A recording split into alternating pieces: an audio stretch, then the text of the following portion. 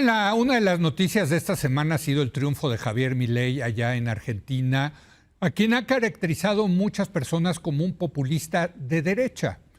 Como en su momento también, cuando ganó López Obrador aquí en el 2018, muchas personas dijeron, muchos comentaristas, que era un populismo, pero de izquierda. Entonces, bueno, pues vamos a tratar de entender qué son los gobiernos populistas y cuál es la diferencia entre un populismo de derecha y un populismo de izquierda. Porque, bueno, pues esa es la discusión hoy en día en muchos lados del mundo, incluyendo desde luego América Latina y México. Vamos a hacerlo con nuestra mesa de los martes. Vía remota está Violeta Vázquez. Violeta, ¿cómo estás? Muy buenas noches. Hola, buenas noches a toda la mesa y a ti, Leo, la audiencia. Paula Sofía Vázquez. Hola, buenas noches, Leo, chicos. Y Carlos Bravo Regil. Muy buenas noches. A ver, empecemos. ¿Cuáles son las similitudes de gobernantes populistas? ¿Qué caracteriza a un populista? Ahorita vamos si es de derecha o de izquierda. Sí. Pero un populista, ¿por qué dicen que Javier Milei es un populista? Bueno, mira, yo creo que es interesante esa caracterización de Milei. Perdón, ¿y por qué decían también de López Obrador? Claro. ¿No? Es interesante esa caracterización de Milei, porque Milei podría, digamos, encarnar una suerte como de populismo antipopulista. No, bueno. Recordemos que lo que tiene enfrente Milei, lo que ha tenido enfrente Milei, es a gobierno de una de las corrientes políticas más antiguas dentro de la familia populista, que es el peronismo. De hecho, en varios sentidos, el peronismo, funda el populismo en América Latina. Correcto. Entonces, no deja de ser interesante que ahora le llamemos populista a un candidato que le gana a los populistas por antonomasia, que son los peronistas. Y vaya que tienen 100 años en este asunto. Ahora, yo creo que en este caso particular, el populismo ha sido, digamos, una corriente política que aparece en la historia de América Latina a través de distintas olas. Hay el populismo clásico de Vargas, de Perón, incluso por mucho tiempo a Lázaro Cárdenas también se le considera ahí. Luego hay una suerte como de neopopulismo en los 80, en los 90, que incluso llega a ser un populismo neoliberal, ¿no? Menem, Fujimori, en fin, Collor de Mello, ¿no? Y luego viene ahora como esta suerte de neopopulismo contemporáneo que sobre todo empezamos a ver a partir de la crisis de 2008-2009, que tiene, creo, como características fundamentales de entrada una gran bronca o un gran pleito antisistema. Es, digamos, una propuesta política de que se vayan todos. Hay una suerte como de casta, de mafia, de establishment político del que hay que deshacernos, ¿no? Y en ese sentido, bueno, pues en el caso argentino en particular, se presenta, digamos, esta bronca, encuentra cauce por la derecha, ¿no? Porque, bueno, pues el espacio de la izquierda, el establishment lo ocupa el peronismo. Ahorita entramos a las diferencias del populismo de derecha y de izquierda, pero ¿qué emparenta a todos esto, a los populistas originales, a los que tú llamas neoliberales, a los de actuales? Sí. A ver, ¿cuál es la característica que tú puedes decir es que este es un populista? Los emparenta fundamentalmente un relato, que es el relato de que hay un pueblo bueno que es víctima de un gobierno rapaz, de una élite que lo está saqueando, que no lo representa, que abusa de él. Y el líder populista se presenta como una suerte de redentor que va a reivindicar a ese pueblo y va a combatir a esa élite, a esa casta, a ese establishment que está podrido y que tiene al país, digamos, en muy mal ¿Y por qué no forma, llamarle demagogia o demagogos? Yo creo que en la antigüedad se les llamaba demagogos a lo que ahora llamamos populistas, en efecto. El término populista ha adquirido, digamos, como una nueva vida recientemente también, porque hay que recordar también que otra de las características de esta última generación de populistas es que surgen muy abierta, muy deliberadamente en contra de los gobiernos tecnocráticos. Entonces, contra los tecnócratas, ¿no? Contra el gobierno de la técnica, reivindican la idea de que hay que volver al pueblo, a la representación del pueblo. En esa definición sí cabe López Obrador. Por supuesto que cabe López Obrador. En casi todas. A ver, ¿estás de acuerdo, Paula? Sí, a ver, yo en rasgos definitorios, me parece que son movimientos que apelan más a la emoción que a la razón. O sea, uno de los principales temas del populismo se abreva al enojo, al descontento. No tanto voy a evidenciar estas cosas que te pueden legítimamente tener muy enojado y me voy a montar en tu enojo para hacer yo una propuesta. Pero entonces el fascismo, el nazismo también serían populistas. Claro, o sea, sí, por supuesto que también fueron movimientos que abrevaron a esta cosa. Dos, yo creo que hay un desdibujamiento del sujeto y entra este nuevo sujeto que es el pueblo, ¿no? Y que es un sujeto pues como muy... incluso muy poco conceptualizado, ¿no? Que es el pueblo, who knows, ¿no? ¿Quién lo compone? ¿Quién sabe? Porque hay veces que sí lo componen todos, pero hay veces que no. Depende. ¿Contra qué se enfrenta el pueblo? Contra las élites, pero sí son pueblo, pero no son pueblo, pero depende qué día son pueblo. Y la otra es, yo creo que tienen una concepción muy pobre de la democracia. O sea, ya viéndolo como en la perspectiva del siglo XXI, los populismos del siglo XXI, yo creo que yo les daría como otros dos rasgos definitorios. Es como un populismo medio de influencers. O sea, es esta política del show, es esta política de la propuesta. Pero ya te veniste a los del 21. Sí. Digo, es que históricamente parece que esto el populismo es una cosa vieja, muy vieja. Sí. Creo que ahorita estamos como viendo una nueva ola de populismo. Pero me parece muy interesante esto que dice Carlos. O sea, paradójicamente el populista Javier Milei le gana a los populistas... Más populistas de más cuño. Más de cuño, ¿no? Que son los peronistas. Es que hay una cosa muy interesante con el populismo. El populismo, incluso en el poder, nunca se asume como parte del poder. Siempre, como abrevan de este tema del pueblo, ellos siempre se asumen como pueblo ejerciendo poder. Creo que una de las cosas que es interesante en esto es, finalmente fueron derrotados como lo que eran, el poder. En Argentina. Sí. O sea, finalmente les ganó otro populista que abrevó exactamente las mismas cosas. O sea, para que la cuña... Apriete tiene que ser de... ¿Sí? Eso es lo que me estás diciendo. Un poco... O sea, un populista, para sacar a un populista del poder se necesita otro populista. Pues en contextos tan complicados como el de Argentina, en el que tenías que escoger de qué te ibas a morir, yo creo que sí. A ver, Violeta, la lingüista. A ver, dinos, sácanos de la duda. Voy a empezar citando a mi compañero Héctor Alejandro Quintanar, que dice que cuando hablamos de populismos de derecha y populismos de izquierda y populismos de centro es como cuando los niños piden coca de fresa, coca de Pepsi, coca, o sea, la coca es de un sabor. Muy bien. Entonces, el populismo, yo creo que tenemos dos problemas con el concepto de populismo. Uno es que lo usamos para cosas que son totalmente disímiles. Y otro es que tiene muy mala prensa. O sea, casi siempre que hablamos de populismo es como que estamos hablando de algo malo. Sí. Y yo quisiera empezar diciendo que, para empezar, el populismo no es de suyo, no es una mala construcción ideológica.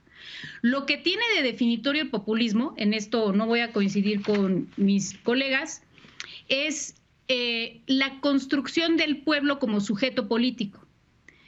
Digamos que más allá de la distinción entre izquierda y derecha, me gustaría recordar esta distinción que hace Chomsky y que me gusta mucho citar porque me parece que esclarece mucho de nuestras políticas actuales, que es la distinción entre quienes piensan que las mayorías son, por definición, desinformadas, manipuladas, que no tienen voluntad y por lo tanto no tienen agencia y necesitan depositar su voluntad política en las manos de una élite de expertos que les van a decir qué necesitan y qué es lo que se necesita hacer, que es parte del núcleo de la democracia representativa, ¿no? Tú delegas como mayoría, tú delegas la representación en alguien más que toma las decisiones porque ellos sí saben y la gente común no sabe nada.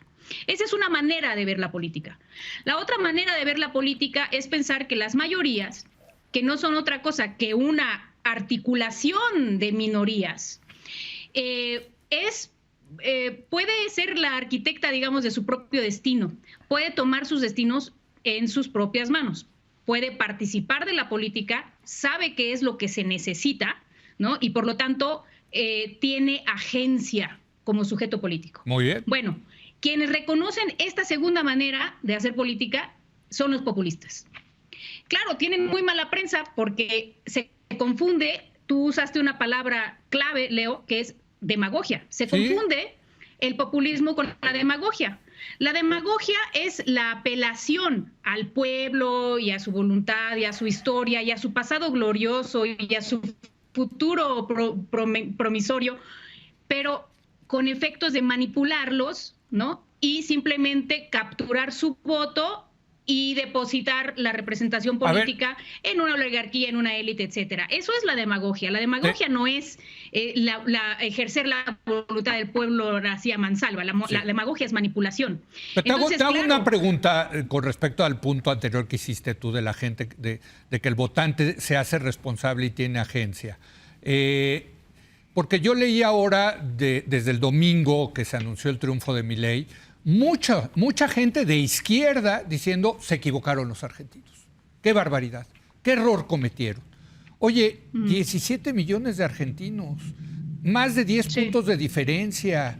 Bueno, ok, a lo mejor Milei es un personaje despreciable, pero creo que estaban votando en contra de algo que parecía peor que Milei, ¿no? O sea, esto es decir, ¿se equivocaron? Se puede estar equivocado teniendo la razón.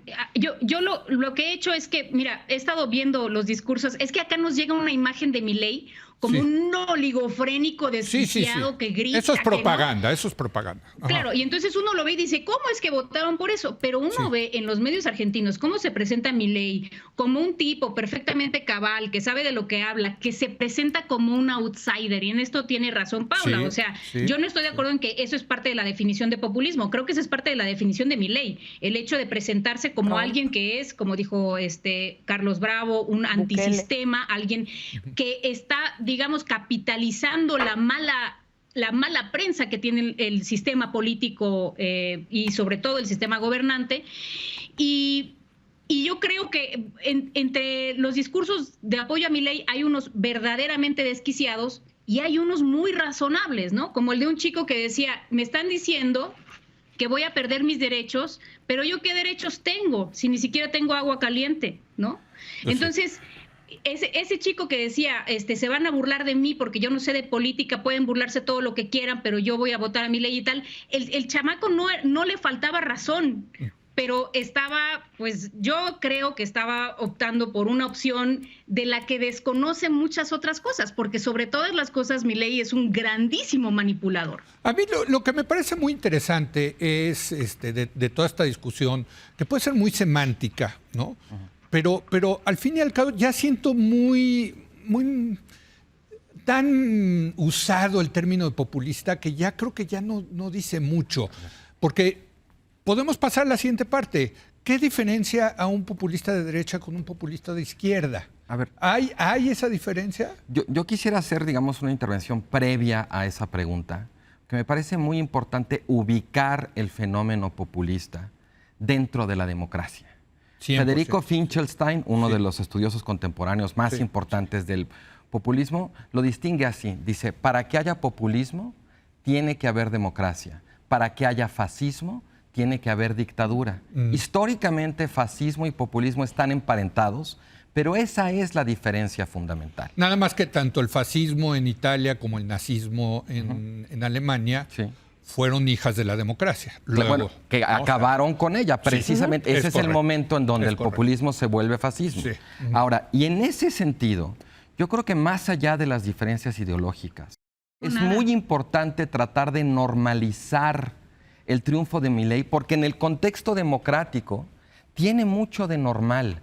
Cuando tienes una economía que tiene una inflación arriba del 100% anual, donde tienes, digamos, los niveles de empobrecimiento, incluso de violencia que hay en Argentina, es perfectamente normal que el electorado vote a un candidato de oposición tan radical como Milei.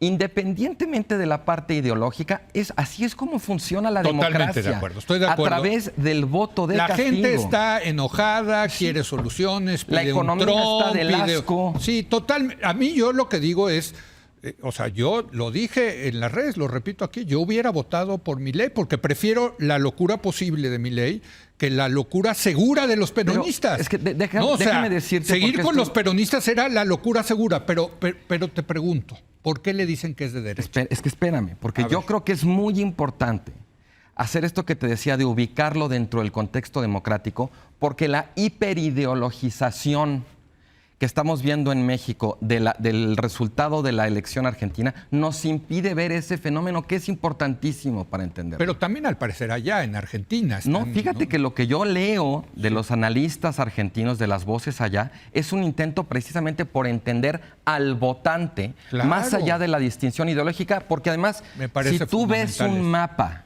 del triunfo de Milei, Es impresionante. es un triunfo que desafía la interpretación ideológica en grandes bastiones del peronismo que nadie nos va a venir a decir que de la noche a la mañana se volvieron anarcocapitalistas de extrema derecha. Ganó Milei. Se gastaron 10,000 millones de dólares en lana para repartir porque son buenísimos Bueno, en pero eso. entonces- Los peronistas, ¿no? Entonces, el punto, Leo, aquí es que creo que necesitamos poner entre paréntesis de pronto esa tendencia a hiperideologizar la explicación y tratar de verla con todo lo que tiene de normal en ese sentido. Y de hecho, algo que me parece muy importante es el triunfo de Milei. Cuando ves el mapa, cuando haces como sociología electoral básica, no puedes explicarlo más que como un voto de castigo a lo, digamos, transversal. Gente con escaso nivel de escolaridad, pero también con alto nivel de escolaridad. Totalmente. Hombres, mujeres, jóvenes, viejos, zonas urbanas, zonas rurales. Eso no se puede explicar Ahora, en función de un clivaje ideológico. Yo creo que sí hay un tema muy ideológico en Milei, la verdad. Yo cuando escucho a Milei me recuerda a Margaret Thatcher. Pero no o creo que a lo hayan Ronald votado por Reagan. eso. Pero es No justo- creo que lo es hayan que votado justo- por eso. exacto. Lo votaron A ver, porque no Una era cosa peronista. es Milei y otra Sí. cosa es el electorado. Yo creo que el electorado escuchó ciertas cosas que decía Milei, encarnando, digamos, su enojo, su furia, su ira contra el establishment, y todas las otras cosas de Milei nomás le sonaban a, este tipo está enojado como yo, este tipo va a hacer O algo sea, para deshacerse. no estaban de votando por casta. la agenda de Milei. La agenda de Milei es una agenda neoliberal, no nos Y hagamos. antiderechos. A ver, Sí, porque también hay que muy decirlo. antiderechos. No es un liberal puro, Liberal, digamos. liberal, no, Sí. no, no. Ajá. Lo único que creo que es muy ideológico de Milei, que sí tuvo resonancia muy importante entre el electorado, es el tema de la dolarización. Porque en Argentina Sí. hay una suerte de trauma histórico con las devaluaciones, con la pérdida de valor de la moneda, con la inestabilidad económica de la que los argentinos ya están hasta la madre. Y la propuesta de dolarizar es una propuesta, digamos que no en un sentido técnico necesariamente, porque implica una devaluación del carajo, pero en el sentido simbólico es una propuesta, uno, de devolverle valor a la moneda argentina y dos, de crear algún tipo de estabilidad al equipararla con el dólar. Y eso es muy Totalmente. atractivo para una población que está sufriendo porque la economía va muy mal. Estoy completamente de acuerdo, pero regreso. A ver, porque sí quiero entender. ¿Qué es un populista de izquierda? ¿Qué es un populista de derecha? Yo coincido mucho con Carlos en... Bueno, sí, populista de izquierda y populista de derecha, yo sí te diría en el contenido de sus programas. Porque sí hay programas de populismo de izquierda, podemos decir, esos que están muy cargados hacia lo social y que son incluso irresponsables en términos de deuda, en términos de gasto, que tienen un desprecio muy profundo por todos los temas que son de alta tecnicidad, etcétera. Ese populismo es el populismo de izquierda, Los que es un que poco, gastan. por ejemplo, el Los populismo gastalones. peronista, ¿no? Sí, el populismo peronista. Le vamos a dar al pueblo un chorro. ¿De dónde vamos a sacar el dinero? Quién sabe. Pero le vamos a dar al pueblo todo lo que se merece. Y del otro lado, pues hay un populismo de derecha, que a mí sí me parece un populismo muy liberal en lo económico, y eso ahí podemos ir, en el vamos viendo, pero sí un populismo muy antiderechos. El otro caso es Bukele. ¿Por qué la gente vota por Bukele como vota por Bukele? Porque traían, así como Argentina trae su O sea, terrible... es mano dura ahí. Ajá. Es O mano- sea, o sea, me el voy a populismo pasar- de izquierda es saca la chequere y dales lana, al fin que la Vamos a economía gastar, es flexible. Vamos a gastar. Y la otra es mano dura para controlar Vamos aquí a resolver estos muy graves problemas. Creo que esos me parecerían. Y son dos cosas que Hermano Vitale tiene un fantástico artículo que dice: el hombre es naturalmente de derecha. Y que dices, son dos cosas. Si uno le pregunta a la gente y le sigue preguntando claro. todo el tiempo a la gente, ¿estás a favor de la pena de muerte? Sí, estoy a favor de la Sí. pena de muerte. No, ¿Te bueno, gustaría la Bukele- castración Bukele- química para violadores? Me Paula, encantaría. Bukele trae tasas de aprobación de más del 90%. Y está dando resultados a cargo de Bueno, todos los ya hay derechos. días que no hay homicidios en El Salvador. Digo, da resultados. ¿Cuál es el costo? Pues que tiene, no sé, 70,000 personas, ¿no? No sé cuántos, por cierto. Sí. En una cárcel sin ningún Ahora, tipo de derecho. yo sí creo, como Carlos, que a la hora de llegar a la urna, la gente no pondrá estas cosas con tanta, ay, pero es que es de izquierda, es de derecha. No, es que no, pero... Yo creo que en estos casos en específico, y ahí sí podría decir, por lo menos en mi caso particular en 2018, llegas a decir, pero no son estos. ¿Por qué vamos a votar por el otro? Porque no son estos. A mí me molesta un poco esto de cómo llega el votante a votar y que si cuánta información tiene y que si son tontos. Y que no, si no es que seas tonto, es que son cosas que en el momento en el que tienes que elegir, yo sí creo que aquí la elección fue, no queremos ya a los peronistas. Este dudo es un loco, pero los peronistas ya no los queremos. A ver, Violeta, peronismo, bueno, populismo de izquierda o de derecha. Tú dices... No, esto es como la Coca-Cola, es un solo sabor. Sí. O sea, lo que pasa es que hay izquierdismos que no son populistas, hay izquierdismos que no son populares, que no construyen, digamos, desde lo popular. Eso también hay. Muchísimos marxismos, leninismos son así, pero no todos, pero digamos, la idea de un populismo de derecha, así como lo están definiendo, pues finalmente nada más están haciendo la distinción entre izquierda y derecha. O sea, ya el componente populista se desdibujó.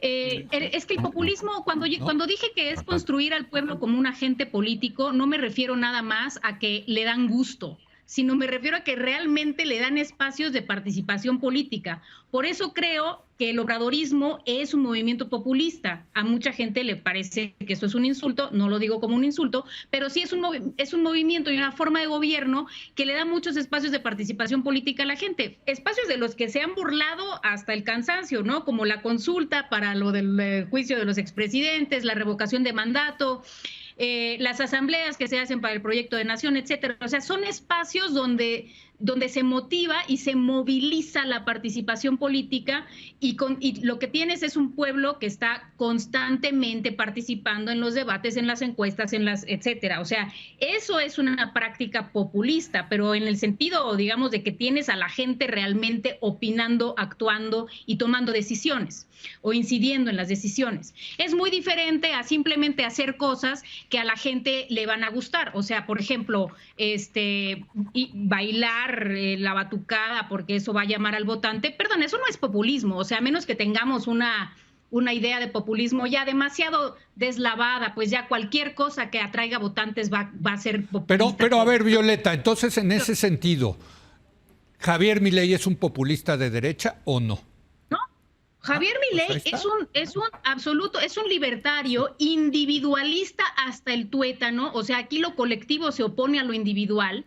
No, Javier Milei es un reivindicador del individualismo a ultranza, que cree que el Estado lo único que debe hacer es, hacerse a un lado para dejar que sobreviva el más fregón, como quien dice. O sea, eso no es populismo en ningún sentido. No está tratando de construir, digamos, desde lo popular, que la gente tenga agencia. Está usando la condición de explotados, de la verdad, lo que decía hace rato Carlos Bravo. O sea, después de una inflación de estas magnitudes, pues por supuesto que alguien tiene que capitalizar ese descontento. Una cosa es que descapitalice el descontento y además lo pongo en una clave de casta contra los desposeídos, digamos, ¿no? Sí. Pero eso no lo convierte en un populista, igual que no lo convierte en un reivindicador de la clase proletaria. O sea, al final el programa de él es dejar hacer, dejar pasar y que los ricos sean inmensamente ricos y los pobres, perdón, pero se jodan.